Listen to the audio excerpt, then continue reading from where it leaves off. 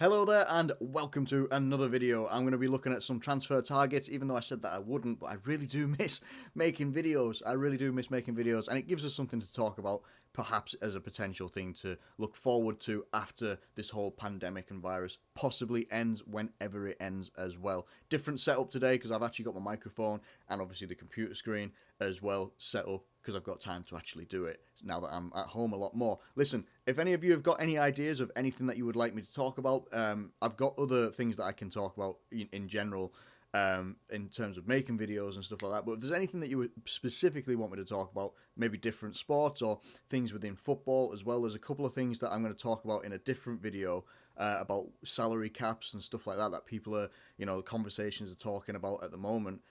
Please do let me know. The only two sports that I cannot ever talk about really is cricket and golf. I just can't. Like, I don't mind golf. I can't stand cricket. I'm not that guy. So, but if there's anything that you'd like me to talk about, things like UFC, MMA, stuff like that, I'm happy to talk about. I'm a big fan of as well. Rugby, not so much. Not really. Kind of in the same ballpark as cricket for me, which will annoy a lot of people. Anyway, let's get into this. Anyway, these are players that are linked to Liverpool. I've got a couple of tabs open from Transfermarkt. I think it's just called Transfermarkt, isn't it? .co.uk, with different players in. Haven't scrolled down, looked at their profiles just as of yet. But these are all players that are currently linked to Liverpool. Obviously, the most prominent one being Timo Werner, who has been linked for I don't even know how many seasons he's been linked for Liverpool. He's been linked for a lot of time for to us prominently. I'm not entirely sure about other teams he might have been linked to as well. But listen, for me, he's everything that I would want us to bring in. Now, to break it down, like without even going forward into like all of his stats and all the information that they've got about him, without going into any of that, he is everything that I would want for Liverpool to bring in. You have to look at the way that Liverpool are set out with, obviously you've got Mohamed Salah, you've got Sadio Mane, Roberto Firmino, right through the middle. That's generally our starting three as a forward line. None of them are out-and-out strikers. Firmino's not an out-and-out striker. He's generally more of a creative player. Everyone appreciates that as well. So then you've got to look at, okay, so what else do we have in terms of backup? Well, you've got Minamino, you've then got Shaqiri, you've got Divock Origi, who's most likely to be like your centre-forward sort of player, but again, not an out-and-out striker. Sometimes plays on the left-hand side when he's on the pitch, depending on who he's playing for. Or who's come on for, or who he's replacing in the starting lineup, whatever, or coming on as a sub. And then there's other players that we've got. We don't have like an out-and-out absolute striker. Timo Werner, for me, he ticks every single box that I would want. He's an out-and-out striker, centre forward, whatever you want to call him. Apparently comparable players, Gabriel Jesus and Anthony Martial. Fair play. But his goal-scoring record and his goal contributions and stuff like that is absolutely brilliant. Now, I'm pretty sure, that's goals, and I think, is this assists? It is. Minutes per goal, 98 so far. So 98 minutes per goal. He's played 25 games, 21 goals, 7 assists, which is really, really good. He's obviously scoring goals very, very well. Had a really good performance against Tottenham, I felt, in the Champions League. He scores goals, he assists goals, but he also brings you a boatload of pace. He's got good feet as well. I mean, for me, he ticks all of the boxes that we would need. He's got some good height on him. He's around that sort of age, at the age of 24, which is, you look at when we brought in likes of Salah, when we brought in Mane, they were the same, similar sort of age. I'm pretty sure if they weren't the exact same age, they were there or thereabouts. And I'm pretty sure as well. Look, I haven't looked at any league tables basically since football stopped. I haven't looked at any league tables, so I don't actually know where these guys are, but I'm pretty sure if they're not top, they're definitely going to be second in the Bundesliga. And I think he basically matches Lewandowski for goals. There or thereabouts. I'm not entirely sure on that. For me, he ticks everything that Liverpool need. Out of anything that we would need moving forward into whenever the next season happens, whatever happens there, that is the type of player for me that we would need. I genuinely think that he could be such a difference maker for us in terms of going forward, what we would actually have as an option. And then you'd look at you can change the role of Bobby Firmino and you can have him as an attacking midfielder, basically where he is right now, but he's also having to try and do the job of a striker.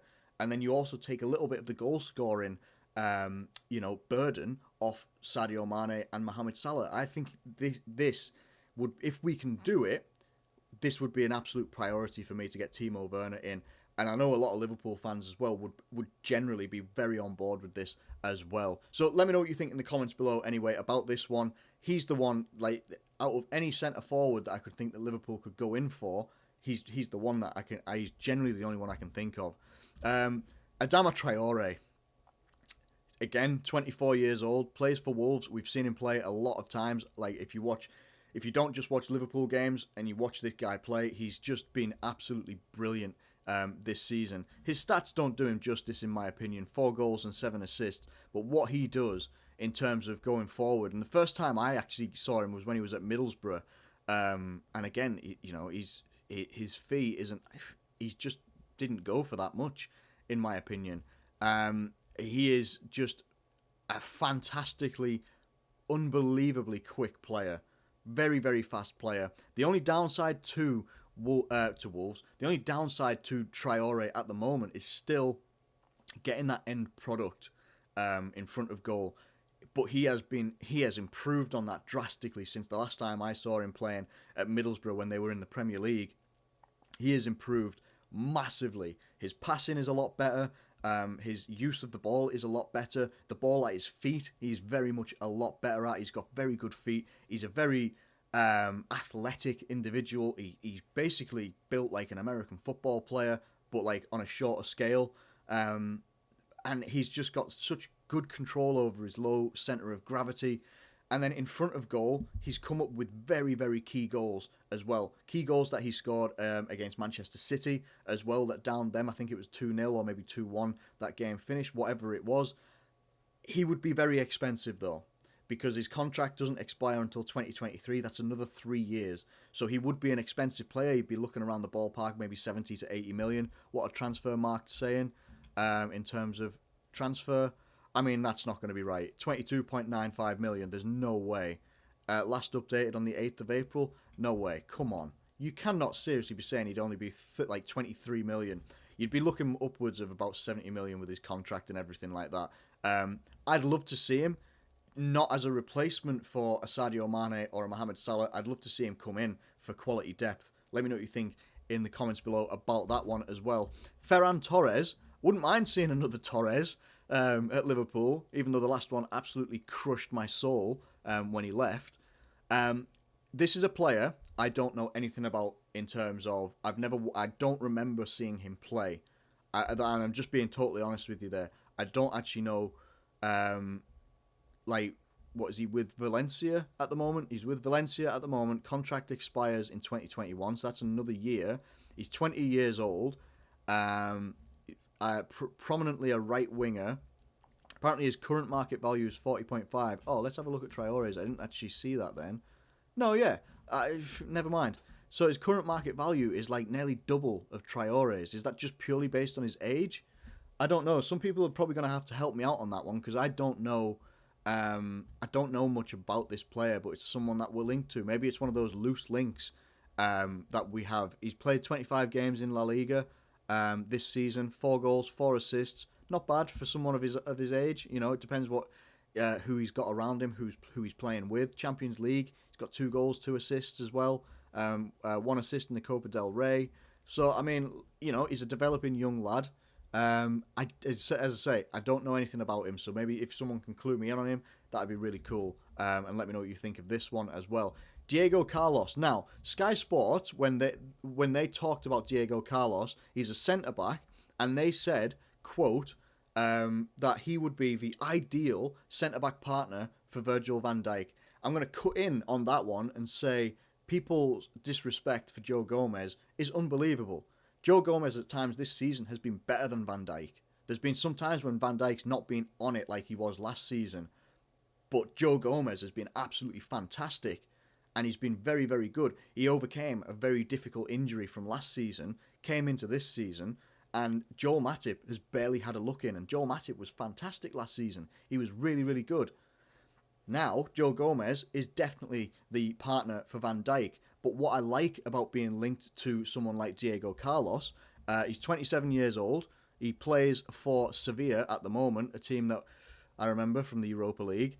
He's had quite a fair few transfers over the years. And I don't know whether, he only moved to Sevilla last year, if that's right. His contract is up in 2024, so it might explode his transfer fee quite a bit, because I don't get where they're getting these current market values from when you've got like a contract that's got another 4 years on it, and it's a centre back who's being linked to quite a few clubs. He's a pacey centre back by all means, good with both feet. I don't know how tall 1.86 meters is. I think it's taller than me though, so which isn't hard. I'm only 5'8". But yeah, what I like about being linked to someone like Diego Carlos is I'd like to have a centre back like that. Whether he's used to playing, all the time, maybe he's starting centre back or something like that. Whatever, it would be excellent, beautiful, brilliant squad depth instead of having like a Dejan Lovren that we have at the moment. You have someone like a Diego Carlos. You've then got Joel Matip. You've got Joe Gomez. You've got Virgil van Dijk. Out of those four, you couldn't look at them and say you'd really be disappointed with any of them being selected as a combination or as like one or the other, or as a partner for Van Dijk or a partner for Gomez or a partner for Matip. I'd like to see something like this happen. Some quality squad depth coming in most areas as well. So I mean, I don't mind this one. And if any of you have seen him play a great deal, or if you've seen him play more than I have, because of how available La Liga isn't in the UK, like for me anyway, I don't really get to watch La Liga a great deal anymore. I used to be able to watch it when it was on Sky Sports quite a lot, but it's not anymore. So if you can let me know what he is all about, that would be absolutely fantastic. But I just think some quality centre back, cover, or even a competitor, someone to compete for a first team place, would be absolutely fantastic for us. The last one to look at is a lad called Milo Rashica. Now I think his name is Milo. I'm not sure. From Kosovo. By all accounts, a very good dribbler, very good close control with the ball, from what people have said, or what I have read as well. In 20 games in the Bundesliga, he's scored 7 goals this season and 4 assists. He's in the starting 11 quite a lot, plays quite a lot of minutes, has a just less than 50% goal participation. But I don't think that's what it's all about, really. It's like, what is their potential? Again, you're looking at that age range of 23, so it's similar to, again, the age range that we brought Mane in, the age range that we brought Salah in. Current market value is apparently 25.2 million. Again, a player that I haven't seen a great deal of play, by like myself, that I've not really seen with my own eyes. It's basically a lot of going from reports and the fact that he's got quite a good FIFA card, but FIFA doesn't mean anything in the real world. It honestly doesn't. Used to play for Vitesse, played there for quite a while, after moving from his home country of Kosovo, by the looks of it. And yeah, 3 goals in the DFB Pokal, if that is how you say that. 3 goals and 1 assist out of 4 appearances, so that's pretty decent. And would be coming in as either, as people are touting it, as either a replacement or as some quality squad depth for behind, Mane, Salah, all that sort of business. I want to see that type of thing coming in for Liverpool, trying to keep the core of the very, very good players that we've got right now and bringing in quality behind them, but also to compete with them. I don't just want to be like, we've got to start Salah, Mane, blah, blah, blah, all that sort of business all the time. But you want to have sort of like, it's very difficult to do because it's very expensive and very difficult to keep all the players happy. But like what a Man City have done, they have a starting 11 that is competitive at any level, but they also have basically another set of 11 that they could switch out most of their team, if not all of their team, and still be as competitive. We probably can't do that right now. We would be close to it, but again, we're not exactly... I just don't think that we would be there. And to be honest, in the next transfer market, Liverpool might explode onto the market a little bit with quite a bit of spending, because we didn't spend, apart from on Van den Berg last season, we didn't spend anything. to really improve the squad or to give some quality squad depth. So that's something to consider when we look at any sort of like transfers that are being linked to Liverpool. It's something to look at. And something for us to get into, and what we would need as well. Some people might turn around and say we need a left back and a right back and stuff like that. I genuinely believe that our youth players, our younger players, will take those spots. I think that those spots will, behind Andy Robertson, will be for the likes of Larouci and the young lad whose name I cannot remember. He played against Everton, I believe it was. But I cannot remember his name. And Nico Williams. I genuinely think that they will be the guys that take those spots. I don't think we're going to go into the transfer market for them. People might look at a goalkeeper, and that could be something to consider, considering the recent performances of Adrian. That could definitely be something that is considered. But aside from that, where else do we need the quality squad depth? It could be centre-back and in the forward areas. That's my opinion. Let me know what you think in the comments below, though. And if you have enjoyed this video, please do like it. Feel free to give me suggestions on stuff that I can talk about either football or other sports that you might want to hear about. Let's have a discussion as well. Thank you ever so much for watching this video. If you have enjoyed it, please do like it and subscribe if you're new around here.